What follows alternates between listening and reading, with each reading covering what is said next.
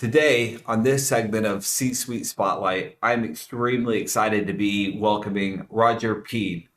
Roger has over 30 years of experience in the semiconductor and storage industries, and he earned his BS in computer science from Illinois Institute of Technology, and then later on got his double E from UT San Antonio. Roger began his career at Intel, where he spent a little over half of his career, over 15 years, rising through the ranks and leading as a director of marketing and sales for Intel. Later had stops at PMC-Sierra and Microsemi, later joining Micron, and now at MemryX. And at all of those stops, he's had various executive level posts in either product marketing or some of them combined. Roger has extensive product marketing and product management experience that leverages his deep technical experience both in semiconductor and storage technologies to serve leading customers worldwide. So without further ado, welcome, Roger. All right, thanks, Justin. It's a pleasure to be here. Well, I appreciate you taking the time. And normally I start a little bit differently, but Mhm. I'm always curious.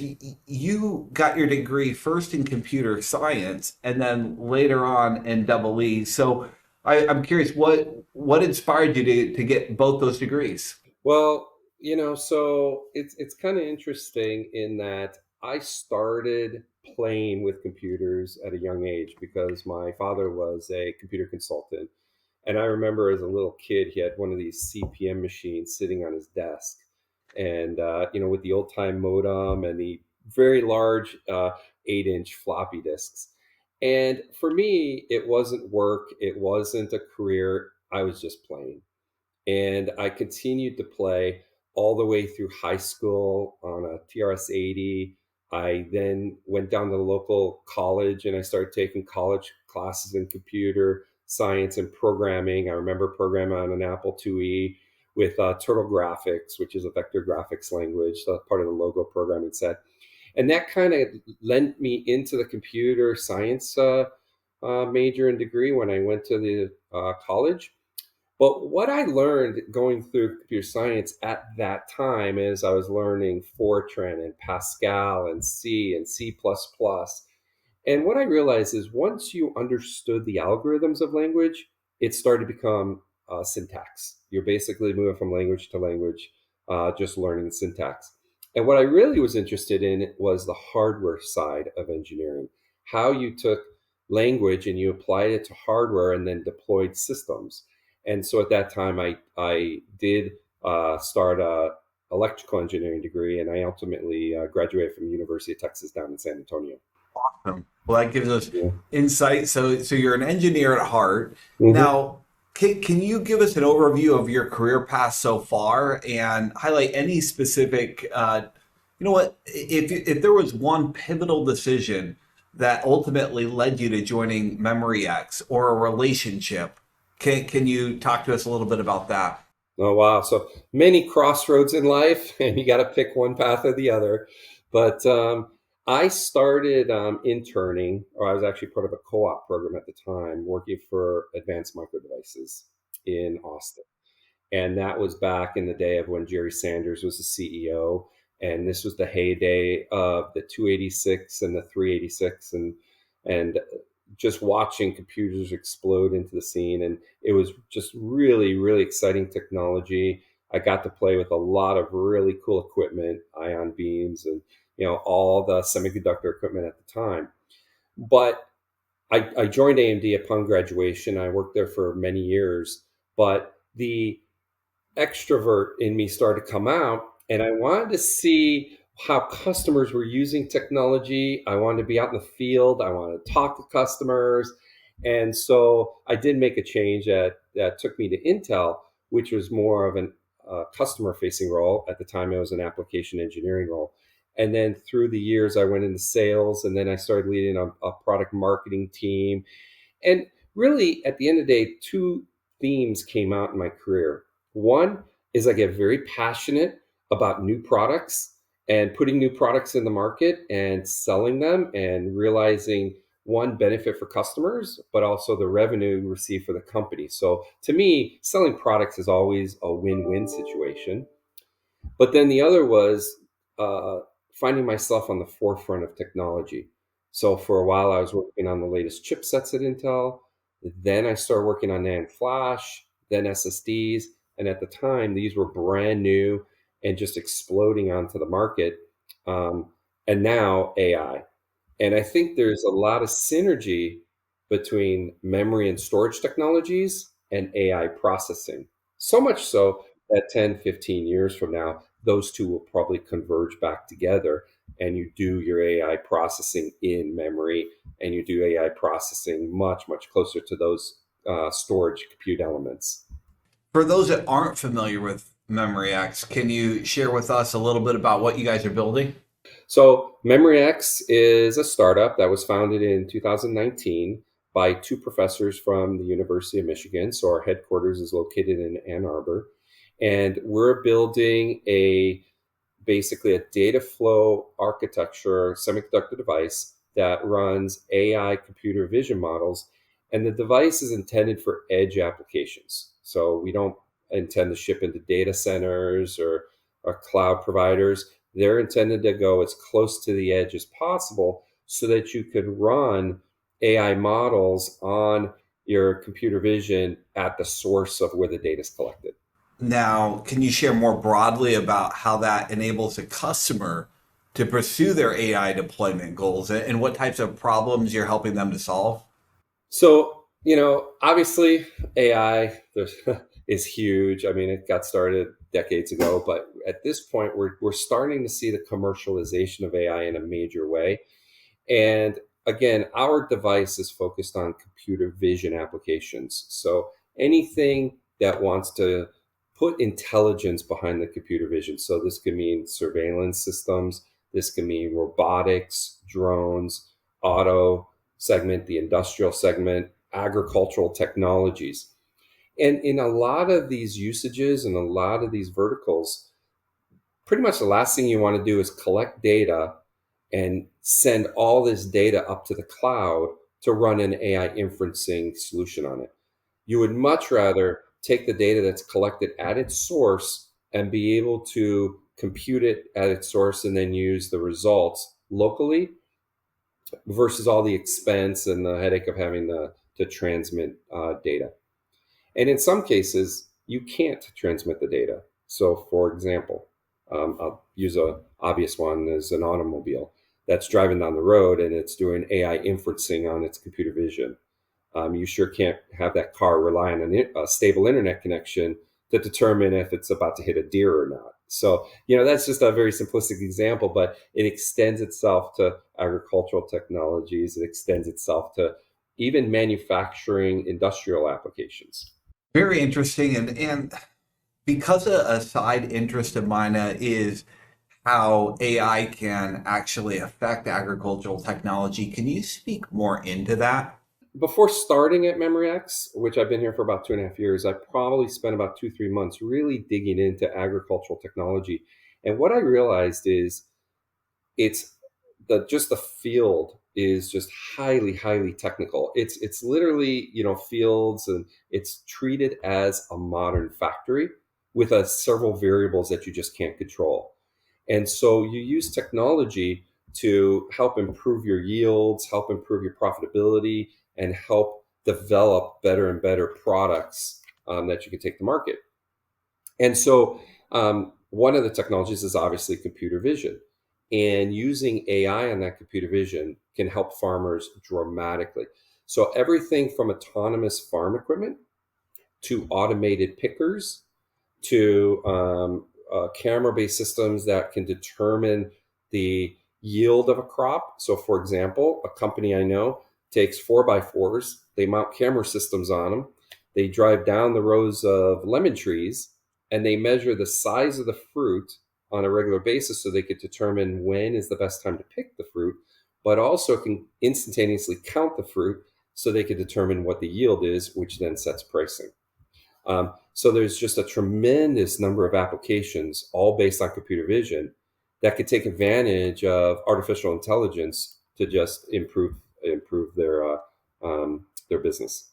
Roger, the reason that I became kind of a little bit of a a nerd in ag tech is because a couple years ago, I took a trip over to Africa. I was speaking at a university and realized the implications that AI technology can have in helping to actually end starvation, which then takes us into what my deep passion is really the democratization of AI technologies. And what steps do you believe hardware companies need to take or should be taking to ensure customers can deploy AI successfully?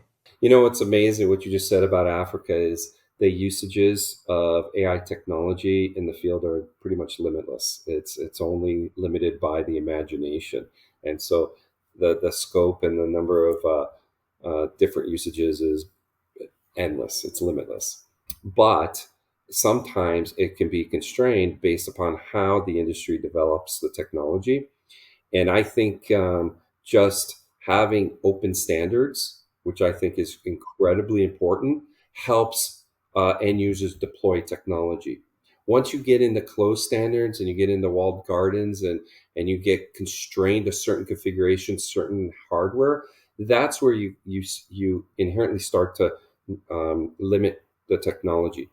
So at MemryX, our hardware semiconductor device, we can run AI models from any major framework, and we don't really have anything proprietary in nature from the perspective of limiting how people use our chip. Let me give you an example. A lot of hardware providers require changes to the model simply to get it to run on the hardware. So you go out to an open source model and you try and run it on the hardware, it simply won't run. So you have to quantize the model. You might have to prune it. You might have to compress it, change the layers. So now you're spending time trying to custom fit these models into hardware. At MemryX, we took a different approach. I've been in the industry long enough to know get hardware out of the way of software. And so what's unique about MemryX is we can run models as is. We don't have a model zoo. Um, and any one of our customers can take open source models as is, compile them, and run them natively on our hardware. And that does a couple things. It speeds velocity in terms of development. So you're focused on the results of the models, not trying to modify them just to get them to run. But then also it preserves intellectual property.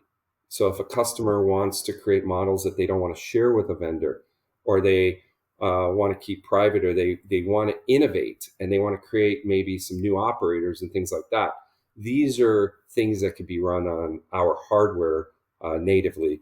Whereas in other cases, that's not always the case. Wow, that's the first time I've heard of that, Mhm. and you saw the smile probably coming on my face. So I'm sure that customers also get excited too. Can you share with us maybe the most exciting response that MemryX has received to date from the customer side? Sure. It's interesting. As we were going through development and, when I joined the company, we pretty much had PowerPoint. I didn't really have hardware to sample customers. And, there's just so much you could do with PowerPoint. And we talked about our focus on not only a really, really good technical solution in terms of performance and latency and low power, but we also talked about the commercialization of the technology in terms of its ease of use, its scalability, its deployability. And I would go out and talk to customers about it, and the level of skepticism was high, really high. It was through the roof. I've never seen people be so skeptical about claims that we made. And when we had hardware available to sample, we would provide it, and somebody would take our part, compile a model, and they're up and running in an hour versus weeks or months. And all of a sudden, the feedback got very positive very fast. So, I always like to say, one, be transparent of what your product can do, but then, prove it, right? Don't believe my words. Look at it, look at the technology yourself, play with it, and then you make a determination. And so some of the feedback we've gotten has been very, very positive. That is awesome. You shared earlier that, obviously you'd have to be under a rock not to know that AI is just booming and expanding. Are there any areas where maybe you're peeking around the corner that few others aren't seeing AI grow, but or a development that you see happening with an AI in the next 12 to 24 months that the whole that is maybe contrarian? You know, even though I talk about how quote it is how easy it is to deploy AI on our hardware, AI in and of itself is difficult. And I'll go back to my history, right? Programming in the early days was very deterministic.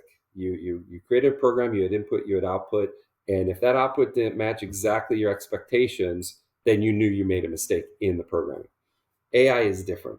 The output is based on confidence factors, and it's never 100%. You can always find corner cases. So I think the deployability comes down to continuing to evolve the AI models, continuing to train them, and focus on the outliers. And having an architecture solution that just helps speed that along could be very beneficial. And also, making sure that we preserve things like the accuracy of the model. So, for example, our discrete accelerator supports bfloat 16. We chose that because we didn't want to lose accuracy when you ran on our hardware. A lot of discrete accelerators or integrated NPUs are based on integer 8, which means you have to quantize down, which is loss of accuracy. And we think as the market moves forward over the next 12, 24 months, and these AI models continue to get better, more highly tuned, the desirability for the accuracy will be there. And folks will want that. Beyond that, AI is extremely fast moving. So things like being able to support multiple models running at the same time, which we do, or some level of multimodal support is good, which we also support.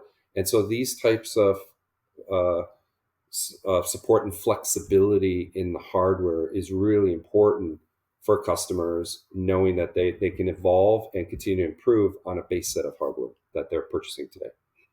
Awesome. And I think that might give me a little bit of a sneak peek into the next to the answer to the next question. But you and your team chose to build from the ground up and use a software hardware co-design approach to delivering your solution, right?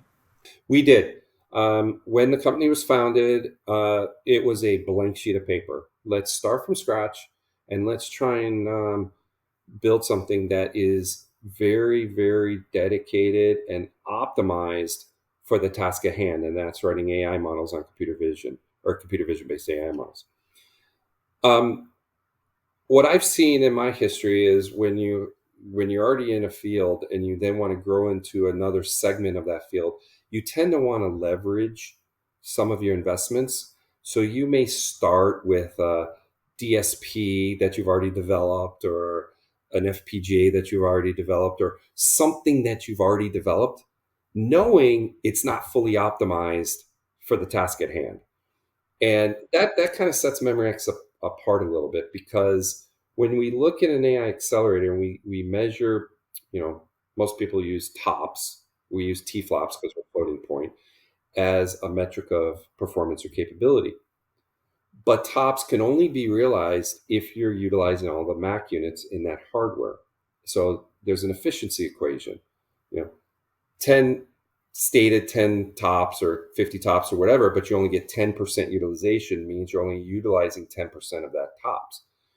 Our hardware, based on its design, we're able to achieve over 50% utilization, upwards of 70%, which is a very, very high for an AI accelerator. So this is the benefit of creating something from the ground up. The second piece of your question was kind of, why do the hardware and software at the same time? Well, they go hand in hand, because you have to take this AI model and you have to compile it for the hardware. If you'd started with a hardware design without comprehension of the compiler architecture, you can easily go down a path that doesn't lend itself to the compilation process that needs to occur. And therefore, you have to do a lot of manual work to, again, get it to fit in the hardware.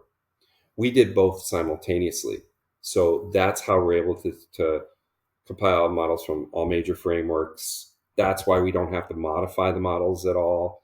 And that's why there's a lot of techniques that we can use in the compiler to optimize it for the hardware. And so that was the thought process and the strategy that we took at MemryX. Now, let's fast forward and assume MemryX is successful. What impact do you believe that the company's technology has a chance to have on society as a whole? So yes, I'm going to assume we're going to be successful. But I think it's the ability to take technology and deploy it and make it meaningful. To me, I think that at the end of the day, AI in the cloud and AI in the data centers obviously is getting a lot of the attention, but it's expensive and it's very power hungry. By taking the AI models from an inferencing perspective out of the data centers into end devices, what you're basically doing is you're taking advantage of this very massive distributed computing network, and you're not data centers won't consume as much carbon footprint and as much power. You're utilizing power that already exists to run these devices on the edge anyway. But really, at the end of the day, it's about betterment of society, and it's about taking technology and finding ways to do things in unique and different ways, and basically just benefiting industries, benefiting humankind. And I've been in technology for a long time. There's tends to be some skepticism, but I just think about how much technology has changed the lives of people over the course of the last 30 years. It's just going to get better. Amen to that. I'm curious with the proliferation of AI and the understanding of the criticality of memory. Mhm. You probably could have gone to any litany of companies. What attracted you to MemryX? I think that when I was going through the interview process and we were looking at the technology and some of the things that were being said about the technology, um, I saw what this organization could do with a much smaller team and what I would consider superior architecture. So I really, really like the team. I like the technical expertise. I love the team work that goes on at MemryX. And I think that I feel what we can do at MemryX is a factor of 10 more efficient than what I've seen other companies able to achieve with their headcount and their resources. So having a great team in place, having high technical expertise, and having the passion to develop something that is just really, really superior and something that customers really want is the passion here is very high. So I really like that. So you talk a lot about team, and really what I heard you say was that the talent density is extraordinarily high. And as you're probably well aware, the battle, the war for AI talent is fierce. It's in full force, and it's not going away. It's only heating up. What are some strategies that you've seen MemryX deploy and employ to be able to attract some of that top talent? And we do have a lot of talent. I think the number it's somewhere in the 85 to 90% of all of our employees have advanced degrees. So it's really, really high. And you're right, talent in the AI segment is sparse. A lot of companies are hiring AI talent. And I think it comes down to what motivates individuals and what their passions are. So, someone coming out of school in AI or someone in the AI field can choose to go to a bigger company.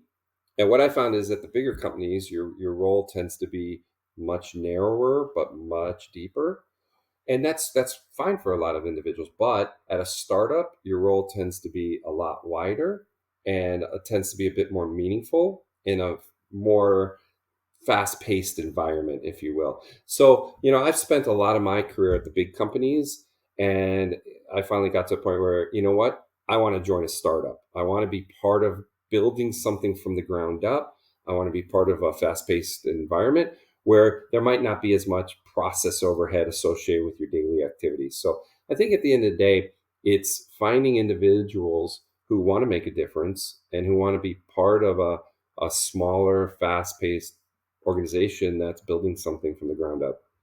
And a little bit of an extension to that question or an add-on. If you were talking to an engineer or a leader at a company that may be a larger, maybe another startup that was what I would say MemryX curious. So they don't need a job, but they're interested in and open-minded. What would you say to them to get them excited about potentially working at MemryX? Typically engineers, I'll go back to my roots. They like to play. They like they like technology, and so a lot of times we could spend some time talking about our architecture and talking about how we're able to achieve the things we do, and all of a sudden that immediately gets the mind going and gets into the creative space. And so talking through what we've built, and then also talking about the culture that we have at MemryX typically gets some folks excited about joining the company. If there were two things about the culture that get people most excited, what would those two things be? I think it's the teamwork we have. We do live in a job force that is separated quite a bit. So our headquarters is in Ann Arbor. We have offices in Taiwan. We also have offices in India. But I think a lot of what sets the MemryX culture apart is the teamwork that we have. That we're all in it together trying to solve problems, and that we work together to help each other in our daily roles because we're all shooting for the same common goal. And that is to develop the absolute best edge AI accelerator and then to provide value to the customers in the spirit of them purchasing our technology. But then that's like the near term tactical, but then also looking to the future of what's in the spirit of possible in these architectures and how we evolve over time. Awesome. Roger, exciting stuff going on now and really exciting times going forward. So we're extremely bullish on the mission and excited for what you guys are developing. If somebody wanted to get a hold of you in terms of either wanting to develop a partnership, invest in the company, purchase a product, or even join the company, what's the best way for somebody to get a hold of you? I think the absolute best way is to go to our website, which is just memryx.com. And there's how to contact us, and you can fill that in. That actually comes directly to my inbox. So that would be the best way to get a hold of us. And when you do that, someone will reach out and get in contact with you. Well, again, thank you for the generosity with your time and for your insights. Thank you. It's a pleasure being here, and I appreciate the opportunity to chat with you today.